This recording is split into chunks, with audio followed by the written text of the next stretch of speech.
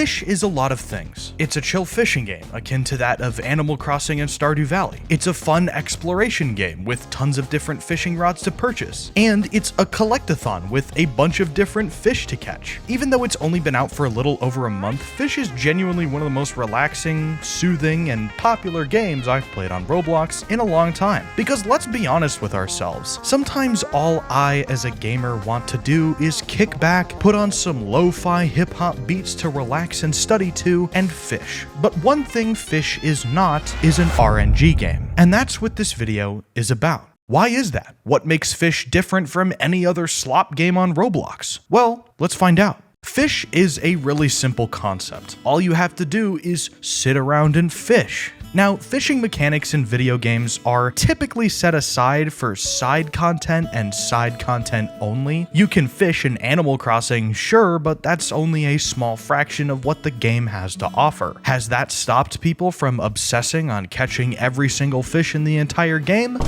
No. But that's not the point that I'm trying to get across here. Bottom line is that fishing has always been something that you do other than completing the main story of any video game that has it as a mechanic, which makes Fish an anomaly. How do you take a game mechanic that is arguably considered to not be complex enough for a full video game and turn it into a full video game? Well, the answer lies in this game, as Fish really has only one primary goal: make fishing as fun as possible. And I'm not gonna lie, they do a pretty darn good job of doing just that. Now, obviously, we can't talk about Fish without talking about its most central mechanic: fishing. Most of the time, fishing mechanics in games are as simple as reaction time, or a QTE. However, Fish takes it one step further and adds a minigame that must be completed in order to catch whatever fish you've currently got on a hook. It involves keeping this bar aligned with this marker in order to not lose the fish. Seems pretty simple, right? Well, that is until you start trying to catch an actually rare fish, as some of these are brutally difficult to catch. When the minigame starts to look more like DDR than a simple balancing act, you know it's about to be a juicy specimen. But that's not all Fish has to offer. The main method of completing your catalog of unique fish is by traveling to different islands, each of which having not only more new species of fish to catch, but also more new fishing rods to buy. Along with these islands, there are random events like whirlpools that take you under the waves to a unique area with unique fish. And during Halloween times, there are also haunted pools that have haunted versions of basically every fish that add to their value. Regardless, these main fishing and traveling mechanics are what make up the vast majority of progression in this game. Each rod has a couple of different stats that make it unique, the two most important ones being lure speed and luck.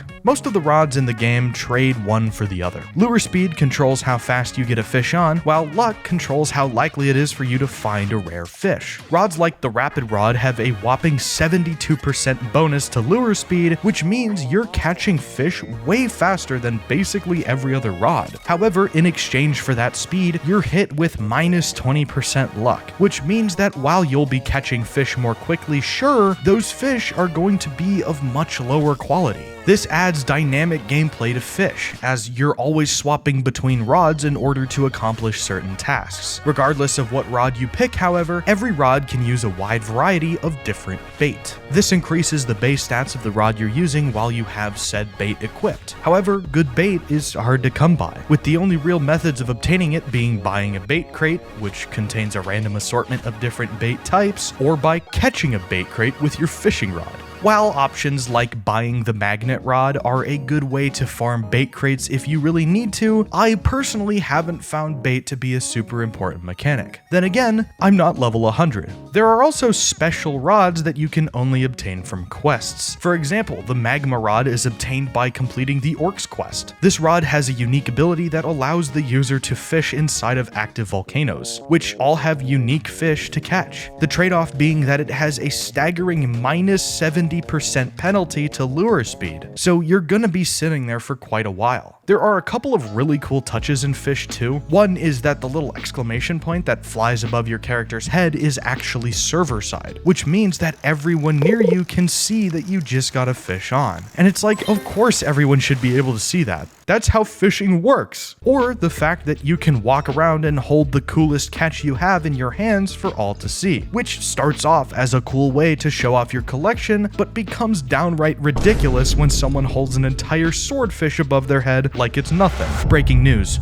We interrupt this video to bring you a special announcement. We just hit 100,000 subscribers on this channel, but now that means I need a new sub goal. So I decided let's aim for 150,000 subscribers next. So if you've been enjoying this video up until this point, click that subscribe button. It's completely free, and it really helps videos like these reach more people. Oh, and also, I have a Discord server too, so join that too, I guess. Link in the description. Okay, now back to the video. So far, Fish seems like a great concept. It's fun, it's relaxing, it has progression, and it's social. But there's a rather large elephant in the room that we haven't discussed yet, and that's the larger Roblox player base's reaction to Fish's release, but more specifically, the larger Roblox player base's reaction to Fish's success. I asked all of you watching this video what you thought of Fish, and the responses were largely summed up as, this is just Souls RNG, but with Fish. Now, there's a lot of things wrong with this statement, and to prove that, I want to start by comparing Fish to this other game on Roblox called void fishing. It's a really simple fishing game where you cast your rod into the void over and over again to catch rare items. Accomplishing this requires you to spend in-game currency to upgrade your fishing rod to catch more rare items, thus filling out your catalog of unique things caught from the void. Fish is also a really simple fishing game where you cast your rod over and over again into the ocean to catch rare fish. Accomplishing this requires you to spend in-game currency to buy upgraded fishing rods, thus filling out your bestiary of unique fish caught from the ocean. These two games do sound incredibly similar, and I can't fault anyone for comparing the two directly. However, there's a really important difference between void fishing and Fish. Void fishing is automated. Fish is not. Void fishing doesn't require you to be engaged at all, and literally has an auto fish button. Fish does not have that. This bridges me into the main point of this video. I've already made a previous video about RNG games, but I want to go into a bit more detail here. In fact, I want to use this video to put a real solid definition to RNG games as a genre. Now, it's in my opinion that RNG games are solely dependent on one primary game mechanic, the roll feature. Every single RNG game on Roblox has this feature, whether that be the actual literal roll feature in Souls RNG, or the dice button in Pets Go, or heck, even the auto fish mechanic in void fishing. Regardless of how you spin it,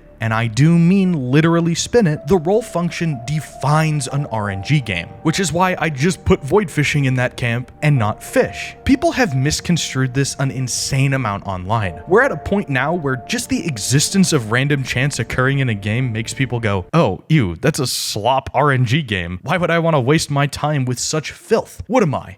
A moron? Okay, well, let me ask you this. Is Murder Mystery 2 an RNG game? What the frick? Just shut up. The only real progression in that game is the existence of loot crates that drop items that are inherently handed out via random chance. Don't really see anybody trying to argue that MM2 is an RNG game. Straw man aside, my point is that random chance, when done right, and more importantly, when done in a way that's respectful to the player, can be an amazing way to add dynamic gameplay to a game that could otherwise be very predictable. The reason random chance is used is because it's just the very opposite. It's exciting, it's different, and it's always a unique gameplay experience. Random chance is not inherently a manipulative game design strategy. The problem is that the only genre of game on Roblox that abuses random chance to an absolutely disgusting degree just so happens to be and has been the most popular and talked about genre of game in 2024. This is why I think the criticism towards Fish is so unfair. Just because Fish has random chance built into its core game mechanic doesn't make it an RNG game, and I think calling it such is really unfair towards the developers. A non-Roblox game that I think Fish is accurately compared to is a game called web fishing. I think both Fish and web fishing share a lot of commonality. Both have a sort of QTE minigame built into their core mechanic, both use fishing as said core mechanic. Both allow for character customization, web fishing with the outfits you can buy for your character, and Roblox with the avatar editor, and both are inherently social experiences. In fact, I think web fishing's guitar mechanic is really cool and adds a lot of socializing potential to the game. Is web fishing a sloppy RNG game because RNG's attached to its main mechanic? No, it's a fishing game. And believe it or not, so is Fish. And I think that's how we begin to heal from the damage that Soul's RNG has done to Roblox's larger general player base. RNG being used in game mechanics makes them dynamic. It makes them fun and unpredictable. Fish uses RNG in a really tasteful way. Heck, you could even make the argument that Fish's RNG system is more fair than that of a lot of other games that use it. The inclusion of bait and luckier rods give you much better chances of catching rare fish. But more importantly, it allows the player to have more control over how lucky they want to be. The different rods add a lot of dynamics to this game in a way that makes me want to keep playing, to try and min-max my rod stats in order to accomplish whatever quest I'm currently trying to complete. What Fish is most certainly not, however, is a sloppy RNG game like people are saying it is. Look, I know people have their biases when it comes to games they like to play, especially on Roblox, but putting Fish in the same camp as Soul's RNG or, God forbid, Pets Go is just painful to watch. I think what Fish really has that makes it not an RNG game is real progression. Progression that isn't tied to just clicking auto roll and leaving for 2 hours, only to come back to a completed quest and a new aura. And I know people are going to argue that just the fact of making RNG tied to your primary game mechanic makes Fish an RNG game, but once again, it's done tastefully. And honestly, that's all I really want out of a Roblox game these days. So, thanks for watching, and I'll see you all next time. Peace.